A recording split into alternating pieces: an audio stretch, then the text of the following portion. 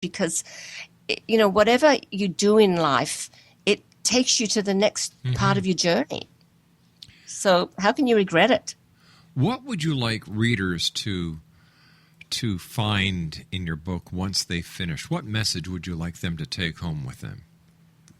Never give up your dreams. Never, whatever happens, it happens for a reason.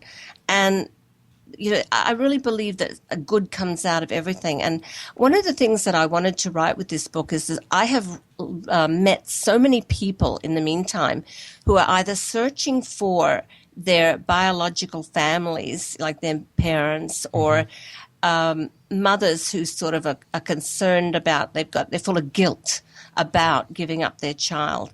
But back in those days, in 1970, there was no aid for a single mum. And in some countries, it was actually looked down upon. In Australia, I mean, it was not a very good thing. It was a pretty stigmatized situation to be, an unwed mother, so to speak.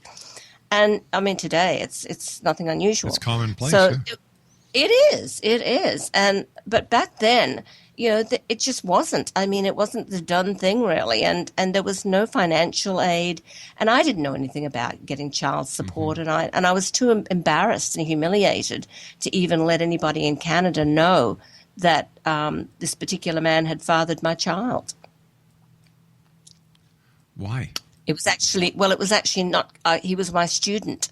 He was my dance student. He was quite a bit older than I was. He was a widower, and he was a very charming man. He was a lovely man. Look, I can't say anything, but it only happened. It was one night, and it shouldn't have happened. A few too many wines. What can I say? Young girl. Yeah. He was very attracted to me, and he should have known better. Really. But on the other hand. On the other hand, I have a beautiful son as a result. Exactly. And I couldn't be prouder. What are people saying about your book, the people who have had the opportunity of reading it? They love it. They absolutely love it. I have had so much, people email me that I don't even know and just say, Laurie, I couldn't put the book down. It was just absolutely amazing. I couldn't wait to get home from work to read, the next part of it, because it doesn't stop. It keeps going through really 35 years, but even more than that, because there's a bit of a family background in there as well. I've put a bit of history in it.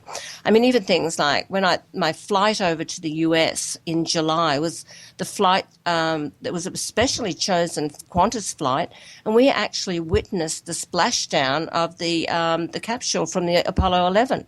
So I'm flying over, watching the first men in the moon landing in the Pacific Ocean. I mean, things like this continually happen in my life and my stories. So the stories, even though it's mostly about my son and I, there's many, many other interesting things in there. I've done 4 chapters on my tours of Vietnam and what it was like over there as an entertainer.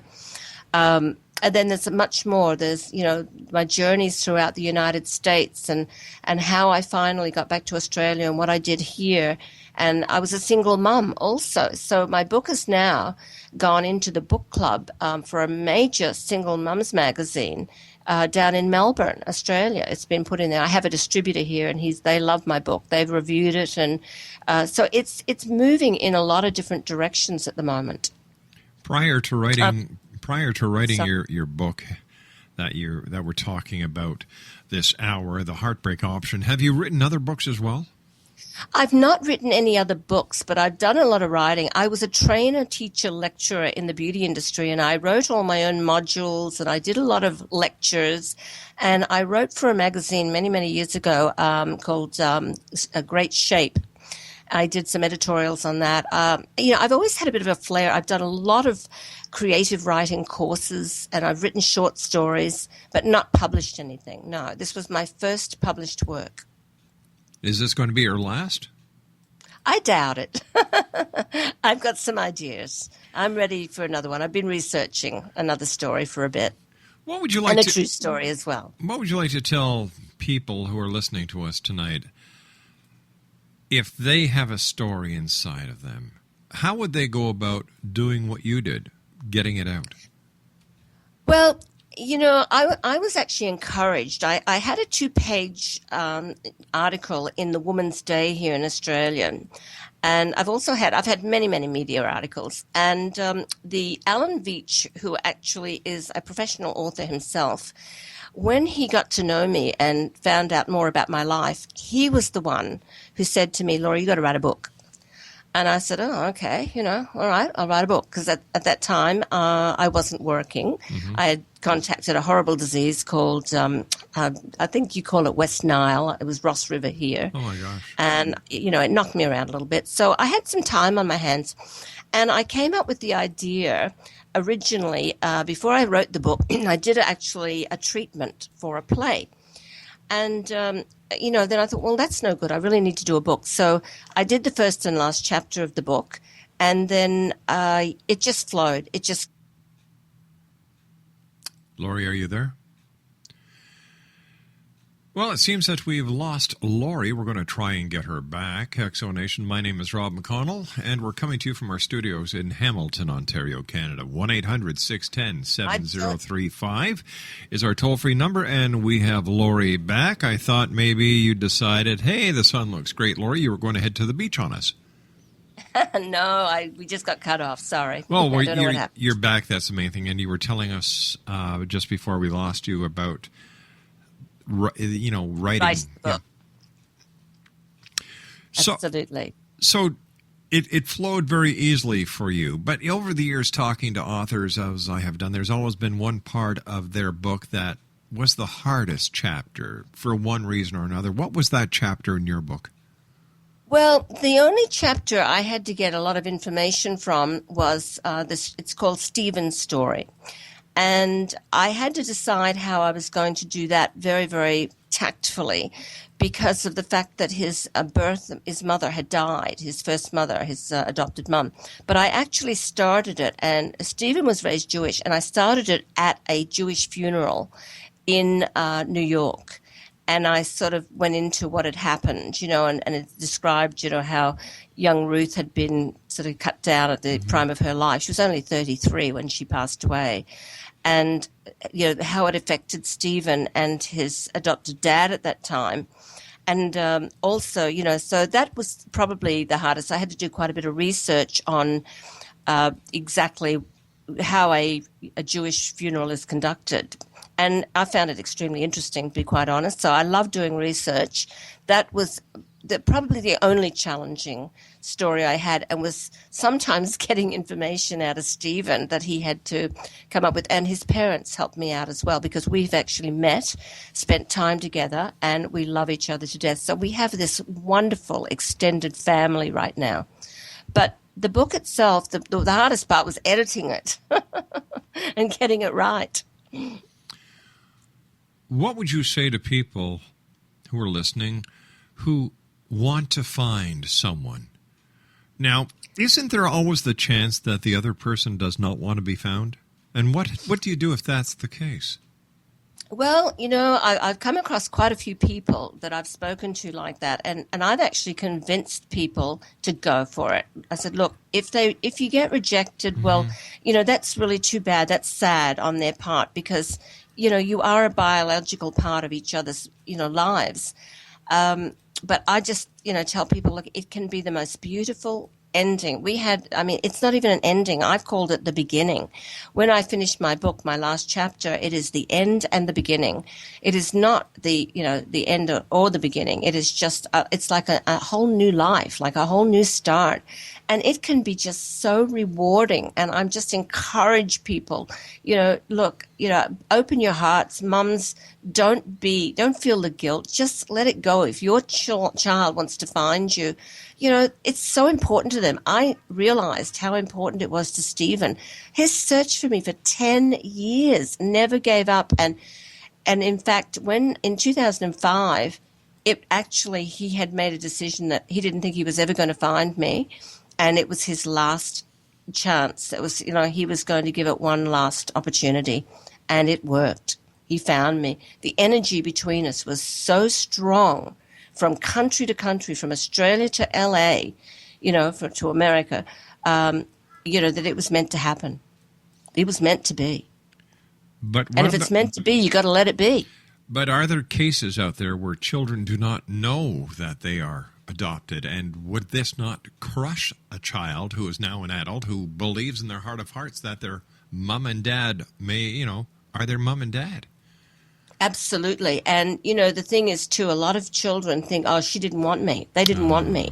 But they don't realize the circumstances before that, that it's not that easy. It's not an easy decision. It's not, that decision. And a lot of young girls in the past didn't even have a choice in some countries. So babies were just taken away from them. They were too young and they were just given away. And that was the end of it, never to be seen again, so to speak. But I did make my own choice because I believed it was the right thing to do for my son. And he understands that. Do you know, the first conversation we had, I tried to explain. I said, Stephen, look, I want you to know I never wanted to give you up for adoption. It was, I just, I had to. And he said, Mum, I understand. And he was so wonderful about it. I had to love it. I loved him that instant. And I never stopped loving him. But getting to know him as a person and finding out what a wonderful human being he's grown up to be, I feel very blessed. And I am so thankful to those wonderful people who gave him that life that perhaps I couldn't have done, And he now, from writing the book, understands what I was going through at that time and why I made that decision. What does Stephen think about the book? He likes it. He thinks it's great. He's very impressed. He didn't want me to divulge too much of his personal life in it, which I didn't. Yeah. It's just really about us finding each other and how he was raised and the circumstances leading up to it, and just like our own personal little tragedies. And the finding of each other, which was just been marvelous. We've spent quite a lot of time together. In fact, I just spent my very first Mother's Day with him in Los Angeles this May, and with both my sons together, which was just wonderful. And Stevie Wonder was the guest appearance. Wow. Came up and sang me Happy Mother's Day at the House of Blues. How about that? Can't beat that. You really can't. Can't beat that. Lori, best Mother's Day ever. Lori, stand by. You and I have to take our final break for this hour. Exonation, if you'd like to get a copy of Lori's book, it's entitled The Heartbreak Option, An Inspiring True Story. It's available at Amazon.com. I'll be back on the other side of this commercial break as we do our wrap-up for tonight here on the X Zone. And if you'd like to find out more about Lori, here's her website. I'm going to spell it out. www.loridcartagena.com. And Lori and I will return on the other side of this commercial break as we continue from our studios in Hamilton, Ontario, Canada. Don't go away. This is a story that I'm glad she told.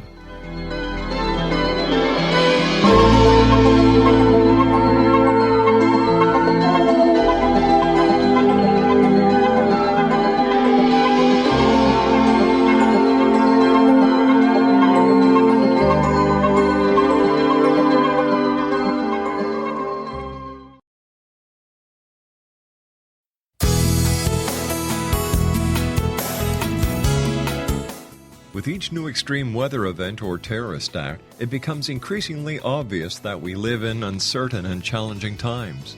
We all buy car insurance. Why not collapse and catastrophe insurance? Matthew Stein, an MIT-trained engineer and green builder, has written 2 outstanding books to help people prepare, plan for, and deal with everything from minor situations lasting a few days to full-on collapse. Matt's first book, When Technology Fails, is a manual for self-reliance, sustainable living, and surviving the long emergency. This massive book covers the gamut from first aid and emergency preparedness to alternative healing, renewable energy, primitive living skills, and 18th century technologies that could be critical to your comfort and survival in a long-lasting crisis. Matt's second book, When Disaster Strikes, is a comprehensive emergency preparedness handbook and survival guide. When Disaster Strikes is an essential item for every family's go bag. Both books are available at all usual sources. There's a wealth of totally free information posted at whentechfails.com, and author-signed copies may be purchased at mattstein.com. That's www.whentechfails.com and www.mattstein.com.